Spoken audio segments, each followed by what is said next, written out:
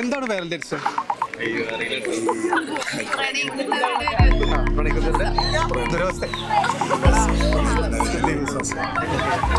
എന്താണ് Valentine's day?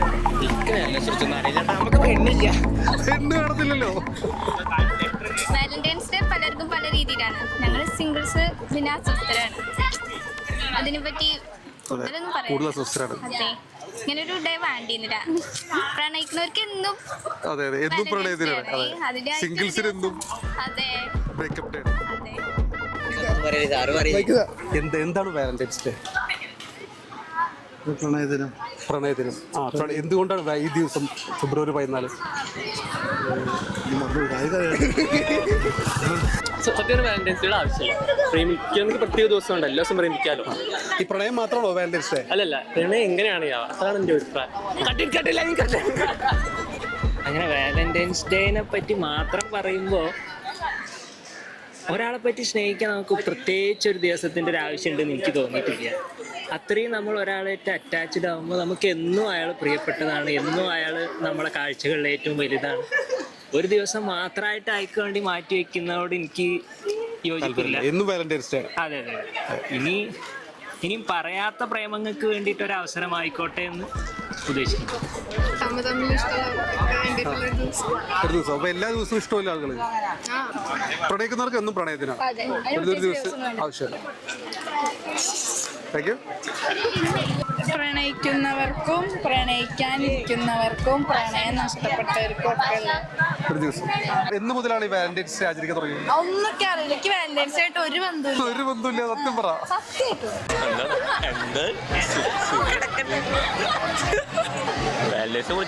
പെണ്ണില്ലാത്ത ഞാൻ പറയാനേട്ടാ. Valentine's day കപ്പിൾസിന് നല്ല ഡേ ആണ്, സിംഗിൾസിന് അത്ര നല്ലതല്ല. വാലന്റൈൻസ് ഡേ നല്ല ഡേ ആണ്, പക്ഷെ പെണ്ണില്ലാതെ നമ്മളെന്ത് പറയാനാ? അവരാഘോഷിക്കട്ടെ. അവരാഘോഷിക്കട്ടെ. വിഷമം വെച്ചാൽ സമയത്ത് ചെറിയ സങ്കടം. എന്താണ് വാലന്റൈൻസ് ഡേനെ കുറിച്ചുള്ള? വാലന്റൈൻസ് ഡേ എന്ന് പറഞ്ഞു വെച്ചാൽ പ്രണയിനികൾക്ക് മാത്രമല്ല, ഒരു സ്നേഹം കൊടുക്കുന്ന എല്ലാവർക്കും വേണ്ടിയുള്ള ഒരു ഡേ ആണ് വാലന്റൈൻസ് ഡേ. നമ്മളുടെ ഫ്രണ്ട്സ് ആയാലും സിസ്റ്റർ ആയാലും ബെസ്റ്റ് ഫ്രണ്ട്സ് ആണെച്ചാലും ആർക്ക് വേണമെങ്കിലും പ്രണയം കൈമാറാനും കൊടുക്കാനുള്ള ഒരു ദിവസമായിട്ടാണ് വാലന്റൈൻസ് ഡേ കാണുന്നത്. Eat 5 star, do nothing.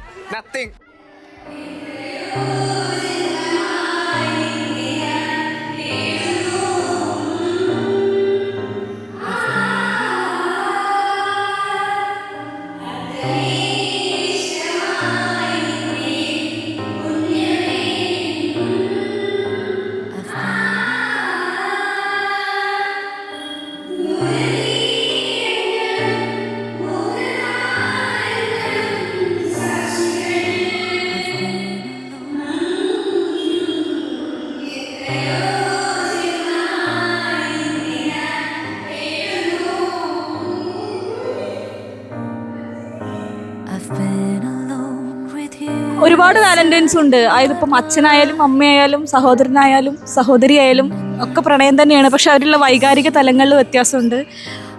നമ്മുടെ കൂടെയുള്ളൊരു പഠിതാവിനോട് തോന്നുന്നതായിരിക്കില്ല അച്ഛനും അമ്മയോടും തോന്നുന്നത്. പ്രണയം ഇങ്ങനെ വീഞ്ഞു പോലെയാണ്, ഓരോ വർഷം കൂടുന്തോറും അതിൻ്റെ ഭംഗി കൂടി വരും. ഓർമ്മകളാണ് അതിൻ്റെ ഒരു അസറ്റ് എന്ന് പറയുന്നത്. പ്രണയത്തിൻ്റെ ഒരു ഉത്കൃഷ്ട തലം എന്ന് പറയുന്നത് അത് തന്നെയാണ്. ഞാൻ മനസ്സിലാക്കിയത്തോളം വാലന്റൈൻസ് ഡേ എന്ന് പറഞ്ഞു കഴിഞ്ഞാൽ പ്രണയിനികളും പ്രണയിതാവും തമ്മിലുള്ള ആ ഒരു സ്നേഹം പ്രകടിപ്പിക്കാനുള്ള ദിവസമാണ്. പക്ഷെ അതിനേക്കാൾ ഉപരി രണ്ടുപേർ, അത് പ്രണയിനികളാവാം അല്ലെങ്കിൽ സുഹൃത്തുക്കളാവാം, ഇപ്പൊ നമുക്കറിയാം റൊമാൻസ് എന്ന് പറഞ്ഞ കോൺസെപ്റ്റ് എല്ലാവരും തമ്മിലുള്ള സ്നേഹം പ്രകടിപ്പിക്കാനുള്ള ദിവസമായിട്ട് വാലന്റൈൻസ് ഡേ. ഇനി വേണമെന്നുണ്ടെങ്കിൽ ഇവിടുത്തെ ഒരു അറ്റ്മോസ്ഫിയർ നോക്കുകയാണെങ്കിൽ നമുക്ക് ഭക്ഷണത്തോടും വേണമെങ്കിൽ വാലന്റൈൻ ആവാൻ പറയാം. കാരണം ഭക്ഷണവും നമ്മുടെ സ്നേഹം പ്രകടിപ്പിക്കാൻ സാധ്യതയുള്ള ഒരു കാര്യമാണ്. സത്യം പറഞ്ഞാൽ പ്രേമം എന്ന് പറഞ്ഞത് അത്ര അത്യാവശ്യ കാര്യമൊന്നുമല്ല. പക്ഷെ അത് ഉണ്ടെന്നുണ്ടെങ്കിൽ നല്ലതാണ്, ഇല്ലാന്നുണ്ടെങ്കിൽ നല്ലതാണ്. അതിനെ കൃത്യമായിട്ടുള്ള രീതിയിലൂടെ നോക്കിക്കണ്ട് അത് വ്യക്തമായിട്ട് മനസ്സിലാക്കി മുന്നോട്ട് പോകണം മാത്രമാണ് നമുക്കൊരു നല്ലൊരു ലൈഫ് ഉണ്ടാകുന്നത്. ഈ ഒരു വാലന്റൈൻസ് ഡേ എല്ലാവർക്കും സിംഗിൾ ആയിട്ടിരിക്കുന്നവർക്കും കമ്മ്യൂണിറ്റ് ആയിട്ടിരിക്കുന്നവർക്കും ഒരു നല്ല ദിവസമാവട്ടെ. സിദ്ധാർത്ഥിന്റെ ഫസ്റ്റ് വാലന്റൈൻ ആരാണ്? ഞാൻ എൻ്റെ കുട്ടിക്കാലം മുതൽ തന്നെ ഞാൻ റോൾ മോഡലായിട്ട് നോക്കിക്കാണുന്നത്. അതുപോലെ തന്നെ എന്ത് പറഞ്ഞാലും എൻ്റെ എല്ലാ തോന്നത്തിനും കൂട്ടുവെക്കുന്നതായിട്ടുള്ള എൻ്റെ ചേച്ചിയാണ് എൻ്റെ ഏറ്റവും വലിയ വാലന്റൈനായിട്ട് പറയുന്നത്. കാരണം എന്താ വെച്ച് കഴിഞ്ഞാൽ അത്രയധികം എന്നെ സപ്പോർട്ട് ചെയ്തിട്ടുണ്ട്. ഞാൻ എന്ത് കുഴപ്പം കാണിച്ചാലും എന്തിനായാലും ഉണ്ട്. പിന്നെ എൻ്റെ ക്ലാസ്സിലെ എല്ലാവരും എൻ്റെ വാലന്റൈനായിട്ട് ഫോട്ടോ. കാരണം എന്താ വെച്ച് കഴിഞ്ഞാൽ ഇതെന്ന് പറഞ്ഞു കഴിഞ്ഞാൽ സ്നേഹം പ്രകടിപ്പിക്കേണ്ട അവസരത്തോളം ആഘോഷിക്കുന്നതാണ്. I've been